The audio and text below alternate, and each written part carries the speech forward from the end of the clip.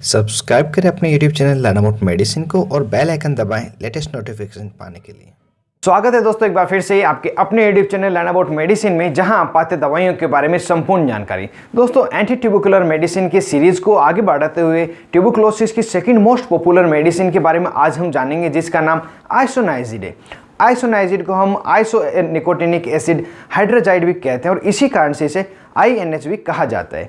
Isoniazid एक antimicrobial agent है जो निकोटिनिक एसिड डेरिवेटिव है। साथ ही आइसोनियाजिड ट्यूबरकुलोसिस की फर्स्ट लाइन जो ड्रग थेरेपी है उसमें प्रयोग ली जाती है। आइसोनियाजिड आपको tablet form, capsule form, syrup तथा इंजेक्शन फॉर्म में मिल जाती है। अगर आइसोनियाजिड कैप्सूल और टेबलेट की स्ट्रेंथ की बात की जाए तो ये आपको 100 मिलीग्राम तथा 300 मिलीग्राम की अलग अलग स्ट्रेंथ में मिल जाती है। साथ ही आइसोनियाजिड की जो सिरप है इसकी स्ट्रेंथ 100 मिलीग्राम पर 5 ml के बोतल पैकिंग में मिलती है। और इसी प्रकार की कई अन्य महत्वपूर्ण जानकारी आइसोनियाजिड के बारे में इस वीडियो में हम जानेंगे, जैसे कि आइसोनियाजिड को आप किस नाम से मेडिकल स्टोर से खरीद सकते हैं, कौन कौन वो मरीज है जो इस दवा को नहीं ले सकते, साइड इफेक्ट क्या रहते हैं इस दवा के और साइड इफेक्ट को कैसे कम किया जाता है, डोज कितनी मात्रा में मरीज को दिया जाता है जिससे बहुत ही अच्छा रिजल्ट मिले।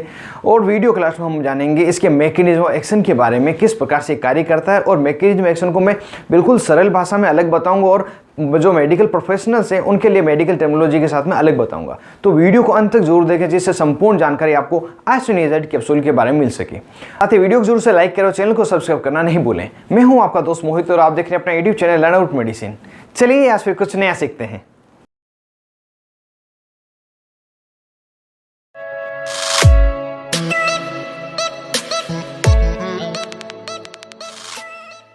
हेलो फ्रेंड्स, नमस्ते दोस्तों।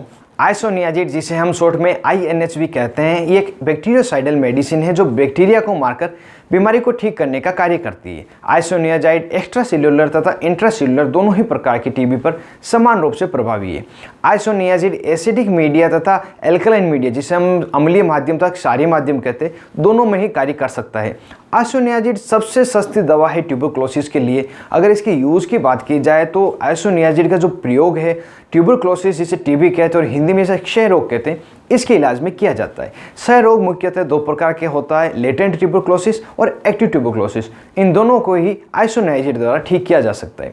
हालांकि जो आइसोनियाजिड है नॉन ट्यूबरकुलर बैक्टीरिया के लिए प्रयोग नहीं लिया जाता है, लेकिन हो सकता है डॉक्टर अपने एक्सपीरियंस से या कोई न्यू रिसर्च से इसका प्रयोग करें। दोस्तों जैसा कि आपको पता है आइसोनियाजिड दवा का जेनेरिक नाम है और इसे दवा का मूल नाम और कंपोजिशन भी कहते हैं। जब भी आप इसको मेडिकल स्टोर पर खरीदने जाते हैं तो ये अपने जेनेरिक नाम आइसोनियाजिड से मिल जाती है। साथ ही कुछ और नाम से मिलती है जो कि दवा कंपनियों द्वारा दी जाती है, जिसे हम ब्रांड नेम कहते हैं।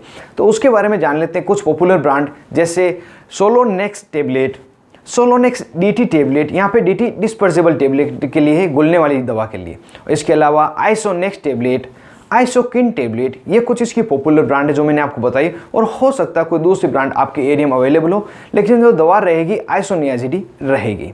दोस्तों अगर बात करें आइसोनियाजिड टेबलेट को किन किन पेशेंट को नहीं दिया जा सकता, किसमें कॉन्ट्रा इंडिकेट है, तो उसमें सबसे पहले वह व्यक्ति जिसको लीवर संबंधित कोई बीमारी रही हो उन्हें यह दवा नहीं दी जाएगी, या कोई व्यक्ति जो पास्ट में आइसोनियाजिड से एलर्जिक रहा हो या हेपेटाइटिस की समस्या उसको हो, इन व्यक्तियों को आइसोनियाजिड टेबलेट नहीं दी जाती। साथ ही कुछ बीमारियां ऐसी है जिसके बारे में आपको डॉक्टर को बताना चाहिए, जिससे अगर आप पीड़ित हैं तो आपको जो आइसोनियाजिड की डोज है वो एडजस्ट करके दी जा सके। जैसे यदि आप किडनी संबंधित किसी बीमारी से पीड़ित हैं, या आप डायबिटिक पेशेंट है, HIV या एड्स के कोई पेशेंट है, मॉल न्यूरिस जिसे कुपोषित कहते हैं, ऐसे यदि आपके साथ है, नर्व रिलेटेड कोई प्रॉब्लम है, मतलब नर्व में आपको पेन हो रहा है, सूनापन सा रह रहा है या कमजोरी सी आपको लग रही है नसों में। इसके अलावा ऐसे व्यक्ति जो रेगुलर बेस पे अल्कोहल का सेवन करते हैं, तो इन सभी कंडीशन के बारे में अपने डॉक्टर को जरूर से बताएं। साथ ही अगर आप रेगुलर बेस पे आइसोनियाजिड टेबलेट ले रहे हैं और आपकी उम्र 35 वर्ष से लगाकर 65 वर्ष की है, तो ये आपके लीवर को डैमेज कर सकता है, कुछ नुकसान पहुंचा सकता है। इसी कारण से अपने डॉक्टर से कंसल्ट करके रेगुलर अपने लीवर की जांच करवाते रहें। और अगर प्रेगनेंसी की बात की जाए तो ये बिल्कुल अनक्लियर है, यह सेफ है या नहीं है, डॉक्टर अपने एक्सपीरियंस के अनुसार इसका प्रयोग लेते हैं। और ब्रेस्ट फीडिंग मदर के लिए आइसोनियाजिड बिल्कुल सेफ है, प्रयोग ली जा सकती है। हालांकि आइसोनियाजिड ब्रेस्ट फीडिंग मदर के लिए सेफ है, बहुत ही अच्छी ट्रीटमेंट की दवा है ट्यूबरकुलोसिस के लिए, लेकिन फिर भी इसके कई अनवांटेड इफेक्ट देखे गए जिसे हम साइड इफेक्ट बोलते हैं। तो इसके बारे में हम जान लेते हैं। जो मोस्ट कॉमन साइड इफेक्ट है उसमें व्यक्ति के ब्लड में लीवर एंजाइम का जो लेवल है वो बढ़ जाएगा। इसके अलावा नोजिया, वोमिटिंग रहना, पेट में व्यक्ति को दर्द रहना, वजन बढ़ जाना व्यक्ति का, भूख नहीं लगना, नींद नहीं आना, पुअर कॉन्सेंट्रेशन तथा पुअर मेमोरी व्यक्ति को हो सकती है, डार्क यूरिन लगना, अप्लास्टिक एनीमिया जिसे सामान्य भाषा में खून की कमी कहते हैं, इसके अलावा आरबीसी, डब्ल्यूबीसी तथा प्लेटलेट की काउंटिंग में कमी आ जाना, ये कुछ इसके मोस्ट कॉमन साइड इफेक्ट। अगर सीरियस साइड इफेक्ट की तरफ बढ़े तो लीवर संबंधित कोई बीमारी होना या लीवर फेल्यूर हो जाना, ये कुछ समस्याएं देखी गई। यदि ऐसा हो या इसके अलावा कोई दूसरे अनवांटेड इफेक्ट आपको मिले तो तुरंत ही इस टेबलेट को लेना बंद करें, अपने डॉक्टर से मिले जिससे कि फर्दर ट्रीटमेंट दिया जा सके। वैसे तो जो आइसोनियाज़िड है इसके साइड इफेक्ट को कम करने के लिए डॉक्टर द्वारा विटामिन B6 की दवा साथ में दी जाती है, लेकिन फिर भी कई बार साइड इफेक्ट्स के देखे जाते हैं। और जो ब्रांड नेम है आइसोनेक्स, इसमें भी विटामिन B6 ऐड की जाती है जिससे कम से कम आइसोनियाज़िड के साइड इफेक्ट देखने के लिए मिले। दोस्तों वीडियो के आगे के पार्ट में हम जान लेते हैं आइसोनियाज़िड की डोज के बारे में, कितनी मात्रा में डॉक्टर द्वारा प्रिस्क्राइब की जाती है। वैसे तो जो भी दवा की डोज है वो पेशेंट की एज, वेट तथा डिजीज के टाइप के अकॉर्डिंग होता है, लेकिन यह एक एंटी ट्यूबरकुलर मेडिसिन है, यहाँ पे टीबी के लिए बात कर रहे हैं। आइसोनियाज़िड टेबलेट की जो डोज होती है 2 बेसिस पे रहती है, तो डेली बेसिस पे और दूसरा वीकली 3 टाइम। अगर डेली बेसिस डोज की बात की जाए तो इसमें 5 मिलीग्राम पर केजी के अकॉर्डिंग इसकी डोज दी जाती है प्रतिदिन, और इसकी जो मैक्सिमम डोज रहती है डेली बेस पे 300 मिलीग्राम प्रतिदिन रहती है, इससे ज़्यादा नहीं दी जाती। और अगर वीकली 3 टाइम डोज की बात की जाए तो उस समय 10 मिलीग्राम प्रति किलोग्राम बॉडी वेट से दी जाएगी, और इस समय इसकी मैक्सिमम जो डोज है 900 मिलीग्राम रहती है। और अगर इसके ड्यूरेशन की बात की जाए कितने समय तक दी जाती है तो 8 हफ्ते या कई बार 16 हफ्ते और उससे ज़्यादा भी इसको दिया जा सकता है। और जब भी आप आइसोनियाज़िड टेबलेट का प्रयोग करें तो एम्प्टी स्टोमक इसका प्रयोग करें, खाली पेट इसका प्रयोग करें, या तो खाने के 1 घंटा पहले, और यदि आप लेना भूल गए हैं तो खाने के 2 घंटे बाद में इसका प्रयोग करें। और जब भी आप आइसोनियाज़िड टेबलेट ले रहे हो तो एक बार विशेष तौर से ध्यान रखें कि आपको एंटाएसिड प्रिपरेशन, एंटाएसिड सिरप या टेबलेट का प्रयोग नहीं करना है। वह दवा जो पेट में जलन या पेट में गैस बनने के लिए प्रयोग में ली जाती है, और बहुत ही ज़्यादा आवश्यक है तो आइसोनियाज़िड टेबलेट तथा एंटाएसिड दोनों के बीच में कम से कम 3 घंटे का गैप रखें, ये आप विशेष तौर से ध्यान रखें। दोस्तों अब वीडियो क्लास में हम जान लेते हैं आइसोनियाज़िड की मैकेनिज्म ऑफ एक्शन के बारे में, किस तरह से कार्य करता है। जैसा कि मैंने बताया इसको 2 अलग अलग पार्ट में बताऊंगा, पहले बिल्कुल सरल भाषा में, उसके बाद में बताऊंगा मेडिकल टर्मिनोलॉजी में, जिससे कि मेडिकल प्रोफेशनल के काम आ सके। पहले हम बिल्कुल सरल भाषा में जान लेते हैं। आइसोनियाज़िड एक बैक्टीरियोसाइडल मेडिसिन है जो बैक्टीरिया को मारकर बीमारी को ठीक करता है। यह मुख्यतः बैक्टीरिया की जो सेल वॉल होती है उसके निर्माण को खत्म कर देता है।